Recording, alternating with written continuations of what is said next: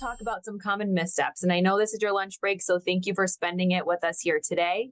We want to give you some tools so that you are ready to hop into the holidays and be a little bit more prepared. So, this is your Healthy Holiday series.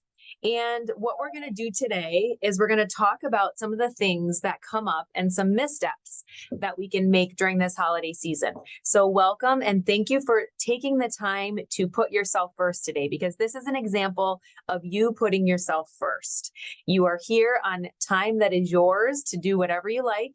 And you are here to learn some things for your own health and for your family's health. So congratulations. If you don't get anything else done today, you did that for yourself. So cheers to you.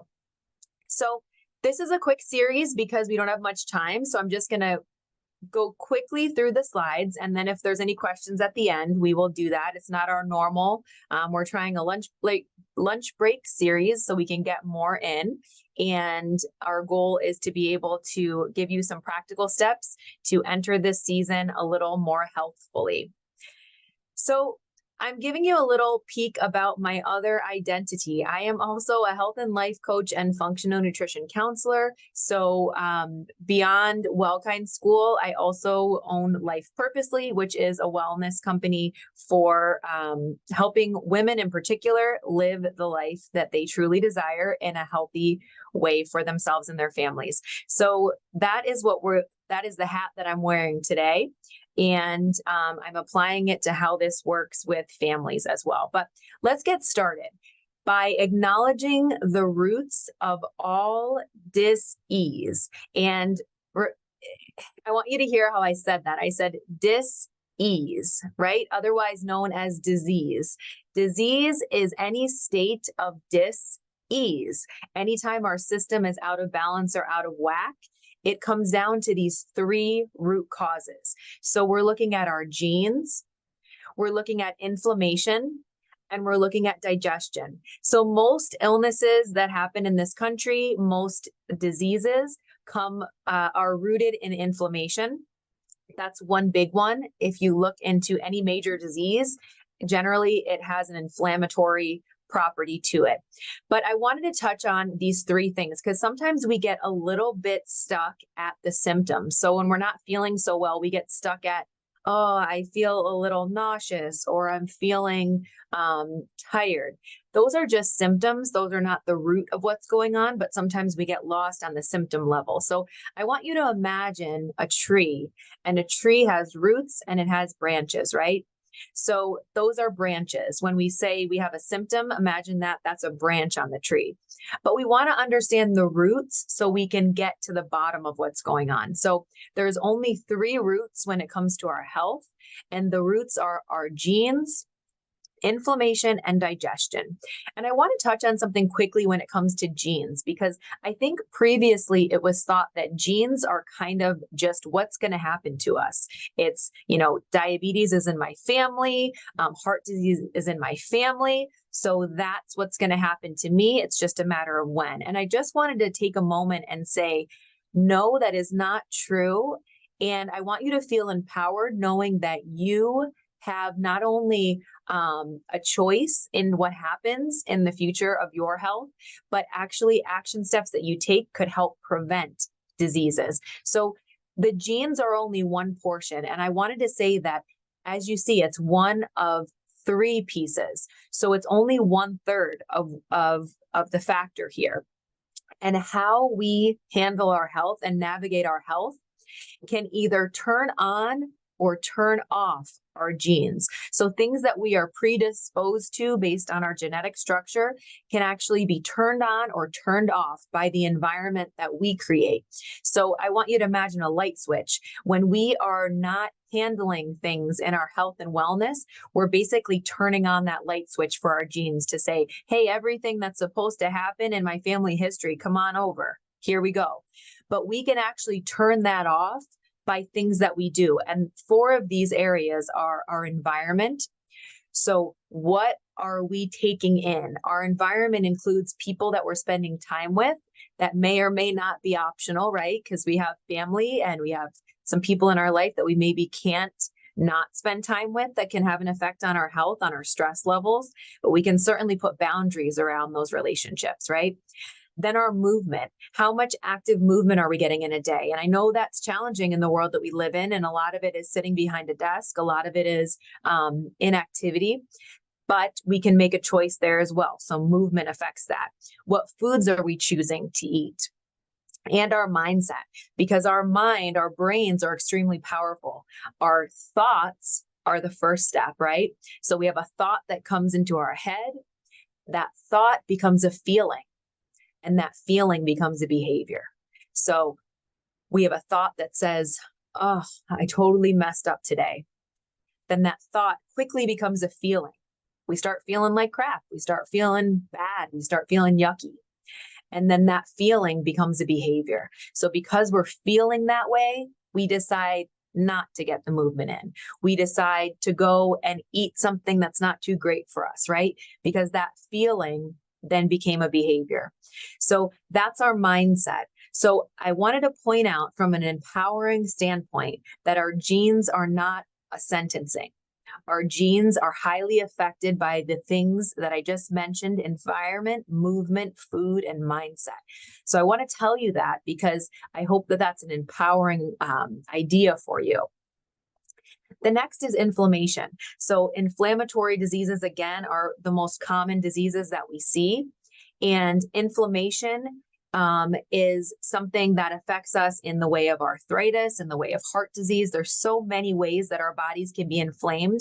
But again, it's our body's response to telling us that something's not right. It doesn't like what's happening. It doesn't like the environment we're in. It doesn't like the food that we're putting in our body. It doesn't like the stress level that we're at or the amount of sleep that we're getting. So all of those things can cause inflammation. And then digestion. Digestion is a whole process, and we're going to talk about that in a different week because it's so interesting how we can affect our digestion based on how we eat. How we eat is as important as what we eat, if you can believe that. Because you can have the healthiest diet, but if you're not eating in the proper way, that can do nothing for you. So we're going to talk about that in another week. But digestion is basically has to do with what we're putting into our mouths, how we're putting it into our mouths, what it is, what it includes, and how our body is able to take the nutrients out or not. So those are the three areas of root causes for anything that's going on in our life. So I wanted to start there. Then I wanted to just touch on the mind and body connection. I know this is kind of a buzzword. People talk about mind and body and how it's connected, but it's actually very true. We are a body system. So our system works together. It has to function well. And when it's in a dysfunction, that's when disease starts to pop up. That's when we don't start feeling so well. So imagine just a car or automobile. If a tire is low on air, the car cannot function properly. If there's not oil to run the system, it's not going to function properly. So I want you to think about that as your body is a system. And I used to think about this like, gosh, this is overwhelming because that means that everything I do is important. And yes, that's true. Everything you do or don't do is important. But I want you to look at that from a powerful idea, a powerful standpoint. I don't want you to think, oh my gosh, everything's working against me. I want you to think, oh my goodness, everything is working for me. Every small change that I make has a powerful impact on my overall system. So I want you to think about that as we're working through these missteps together. The second thing I want to talk about on this point is the first brain to second brain communication. So what do I mean by second brain? Or what do I mean by first brain? It's now understood, and research is telling us that our gut is our first brain. So your whole stomach, your whole gut area is communicating to your brain. And that's actually the one that's the intuitive. So your stomach is communicating to your gut. Have you ever heard people say, slow down when you're eating because your body doesn't know that it's full? Your body's not sure yet. If you eat so fast, your body has to catch up. It's actually because your gut needs to send a message to your brain saying, hey, we're good here. So more and more research is showing this gut-brain axis, this gut-brain connection. So we need to be respectful and mindful that our gut has functionality in and of itself to help us live a healthier life. It's going to tell our brain what we need to be doing or what we should stop doing or slow down. So that's our first and second brain communication. And then we have to understand that the foods that we're eating converts into chemicals that then affects our brain function, right? So there's certain chemicals in food, and these are positive things, not negative chemicals like you're talking, like we know about as well. There's actually the nutrients that are in the food, certain nutrients convert into chemicals in our body that help us, that send that dopamine, that serotonin, that send these positive things to our brain, right? So it's important what we eat because that is sending our brains a message. So when we're thinking about our mental and our emotional health, we can only do what we can do with what's in our body. So if we're not giving ourselves the nutrients that we need, we can't function optimally. So I wanted you to think about those things before we move on to common pitfalls. So these are the common things that come up when people are trying to make healthy habits and have a healthy lifestyle. So there's many. I just wanted to go through the top 6 that I see over and over again. So the first one is ingredients first. I know we can be taught to look at calories, to look at fat content. We might even look at carbohydrates. We're looking on the back of, if you're doing this because you've been taught that it's the right thing to do, we are looking at the nutrition label, right? We want to be looking at that label, seeing what's in what we're eating. And that's a wonderful practice. But oftentimes we go right to the fat or the calories or the sugar, and we're looking at that. And although that's important, I want to encourage you to look at ingredients first. We want to look at what is inside that food before we even consider how much fat and how much calories. Because what's happened in our culture is we've looked too much at how much fat or calories or sugar is in something. And if it has low amounts, we think that it's good for us. But actually, it's not quality, the ingredients that are in there. So basically what's happening is we're putting these chemicals into our body that our body has no idea what to do with because they're man-made chemicals, right? They're not things that come naturally, occur naturally. Like the sugar in a banana is a naturally occurring sugar. But a sugar that's in, I don't know, a pudding is something that was put in by the manufacturing company, right? So we think if we get the sugar-free or the fat-free, we're doing something good for ourselves. But actually, we can throw our whole digestive system into a tailspin. And I can speak well on this because this was me. This was how I was about 12 years ago. My digestion was completely off because I was focusing on calories and I was focusing on fat and I was focusing on sugar. And I was suffering greatly from inflammation and from a whole host of different things, all stemming from all of the processed things that I was putting in my body, trying to, avoid calories. So look at ingredients first. I recommend that you find things that have the least amount of ingredients possible and that you can pronounce. So if you have a favorite bag of chips, right? Maybe it's Lay's potato chips. I want you to flip that around and look at the ingredients. Even if you get a low fat bag, that doesn't matter. Look at the ingredients and you'll see there's so many things on there that are just not understood. We can't even understand what's in there, right? So in this holiday season, one of the tips I want to give you is to just try to slowly get into a better habit with things that you naturally enjoy. So if you like a salty snack and you want to be eating chips here and there for your snack, today I'm not going to tell you not to do that. I'm going to tell you to seek out a brand that has fewer ingredients. And I'll give you an example of this. I do like chips myself. I choose Cape Cod chips. If you flip over on Cape Cod Chips' nutritional content, you'll see it says potatoes and sea salt. Those are the two things, and they're really good. They're a crunchy chip, and they do what they're supposed to do when it comes to, feeling good and having a craving and wanting something crunchy. But I encourage you to look at ingredients and try to swap out what you're currently doing with things that are a little better for you. And you don't have to do it all at once. Say you have that bag of chips and you get a new bag of chips that's healthier for you. If you put some of those chips in a bowl, include some of the new ones that are a little healthier. And then over time, try to swap them out a little more. So you might put a handful of Lay's in and sprinkle a few Cape Cod chips on top. And then over time, you want to switch over and you want to get to the ones that are just good for you. Not that chips are excellent for you. I'm not promoting that. But what I'm trying to say is we have to meet ourselves where we are. So if we are having these salty snack cravings, we want to eat the best salty snacks that we can for ourselves, that we can set ourselves up for success in that way. So that may be something that you've never heard of before, someone talking about nutrition and trying to give you tips on chips. But I think we need to be real with ourselves. And in order to sustain healthy habits, we need to attack it at all angles. And it needs to be something that we can actually do. So that's the first one. The second one is protein, fat, and fiber. We want to look for foods with the Magic 3 combo. This is going to keep your blood sugar steady and feeling fuller longer. It's going to even keep you in a good mood. So what does that mean? Protein, fat, fiber. It means that we don't want to just be eating one thing.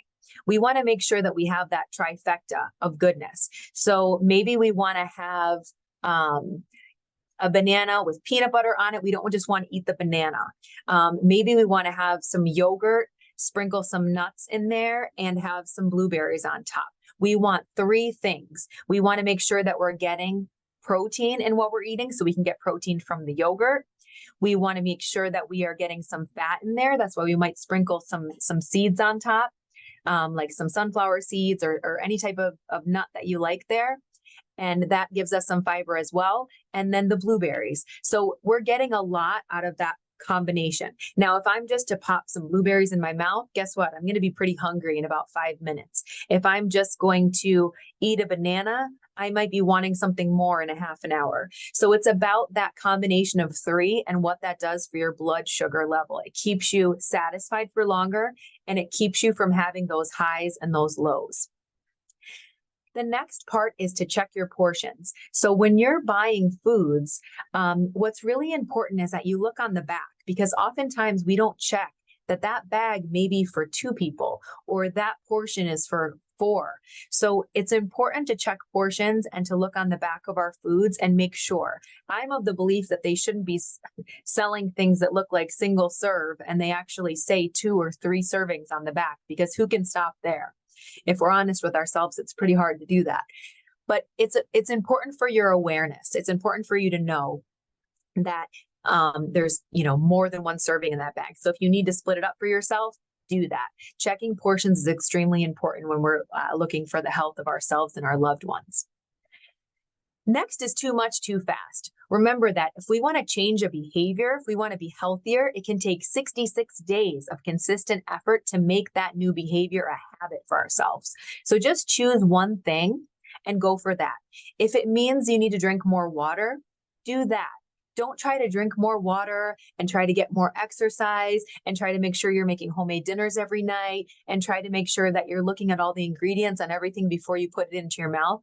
Why? Because that's not sustainable. We have so much going on. We cannot be doing all of that and think that we're going to succeed. We're going to get burnt out and tired. So my recommendation for you is you choose one thing. What's that one thing that you want to do right now that you think can have the biggest impact on your health? And that one thing, you need to stick to that and keep doing it for 66 days at least. And then you program that new behavior. It becomes part of who you are. You're not trying anymore because it's just part of who you are. So go slow and steady. My next tip for you is liquid calories. If you're not paying attention to what you're drinking, and this means non-alcoholic and alcoholic, then you're going to be having some pretty dire effects on your health. So thinking about what you're drinking, it could be an iced tea, it could be a lemonade. All of those things have an enormous amount of sugar and they have no nutritional value for you. So those calories are just basically being absorbed into your system, and they could be wreaking havoc on your digestive system. And guess what? They're not doing anything for you. They're giving you those sugar highs and lows, which is putting you into different mood swings, right? And it's not filling you up in any way. So our bodies register things when we chew them. It registers as I ate something, I'm satisfied. When we drink things, it doesn't have the same effect because our brain doesn't register it in the same way. So be careful of those liquid calories. If you have a favorite beverage and you need to cut down on that, do the same strategy as I gave you with the chips. If you love lemonade, start mixing it with water and put a teaspoon of water in it first, and then a tablespoon, and then a cup, until you get to the fact that you're drinking more water than lemonade. And then maybe ultimately getting rid of the lemonade altogether and just going on water. So again, it's the slow and steady. It's making sure that you're making calculated decisions and you're choosing one thing to focus on. Because the last one here is expectations. We need to have realistic expectations. Lasting change is slow and gradual. Quick fixes are not sustainable. So we need to focus on what we want, and we need to celebrate those choices. And we can't be comparing ourselves to anybody else. You're doing what you need to do for you. Comparison is a joy killer. And so you have to measure yourself against yourself. Okay? Doesn't matter what your sister's doing, what your mom's doing, what your friend's doing. You have to do what you want to do for yourself. And when we take action steps over the holiday, I would like you to ask yourself, first and foremost, what do you want? What do you want? Do you want to feel good? Do you want to have more energy for yourself or for your family? You need to ask yourself, what do you want? Because often as women, we don't get asked this question very often. We have to ask ourselves this question. So I encourage you to ask yourself, what do I really want? And then you have to go a little deeper and you have to say, why do I want it? Because if we just say, I want to feel better, that is not descriptive enough for us to stick to it, right? Because things are going to get difficult and hard. And if our what we want is just, I want to feel better, that's a little too vague. So we need to ask, why do I want it? And then when we have a response to that, I want you to go deeper. Why do I really want it? Why is that important to me? So let me give you an example here. What do I really want? I want to have more energy. Why do I want to have more energy? I want to have more energy because I want to be a more active parent. Okay, why do I want to be a more active parent? Well, it's important to me that my son has memories of me playing with him. Why is that important to you? Well, it's important to me that my son has memories playing with me because I want him to be healthy and I want to have an active family life. Why is that important to you? It's important to me because I didn't have an active family life. I didn't grow up that way.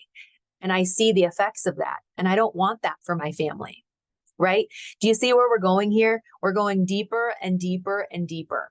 And once we get to that emotional response, when we hit the nail on the head with, I didn't grow up that way, and I see that what's happened to my family, and I don't want that for my immediate family. When we get it to one that causes us to feel something inside, then we know we hit the nail on the head. Then we know when things get hard and it's difficult for us to follow through with a commitment that we made to ourselves, like to drink more water or to do 15 minutes of exercise a day, whatever that may be. We have to go back to that statement. We have to remember that reason, because that's going to be the differentiating factor. That's going to get us in action as opposed to just sedentary, right? And not taking action. And remember what I said. If I stopped myself at, I want to have more energy, I would not get myself up off the couch or do that thing because it's not emotional enough for me. But when I don't feel like doing it, I think to myself, you know what? I want more for my family. That's not what I experienced. And I want a different outcome for me and my family. Guess who's getting off the couch? I am, right? Because that means something to me. So I want you to get really deep with yourself there. You can do that with just a piece of paper. Just take 5 minutes and keep asking yourself, what do I want? Why do I want it? Why is that important? Until you get to something that really means something to you. Okay, so that's one of the action steps that you can take today, right now, after this call. And then I want you to think about, what's your biggest pitfall out of the ones that we talked about? Do you need to look at ingredients first? Do you need to focus on protein, fat, and fiber? Do you need to check portion sizes when you're eating or before you start eating? Do you need to consider that you need to go slow because too much too fast doesn't work? Do you need to look at liquid calories? Or do you just need to be kind to yourself and the expectations that you have for what you can accomplish this holiday season, right? Because most people put on the brakes and they say, oh, I'll start in January. But guess what? Those people that start in January, they're already starting at a deficit because they have to undo all that they did this whole holiday season that wasn't good for them. I am a proponent of living life to the fullest. I don't want anybody to be depriving themselves. I just want them to be aware. And I want them to make just decisions from a place of empowerment, a place where they're doing what's right for them and they're loving themselves in the process. So that's what I want for you this holiday season. So I want you to ask yourself, what's your biggest pitfall and what action step will you take, right? Because this is you against you. So we don't really have time for Q&A because it's a lunch break series. But if you have any questions, I'd love for you to email them or put them in the chat so that I can answer them for you in an upcoming call. All right. So I'll see you next time. Our time is up. Get back to work.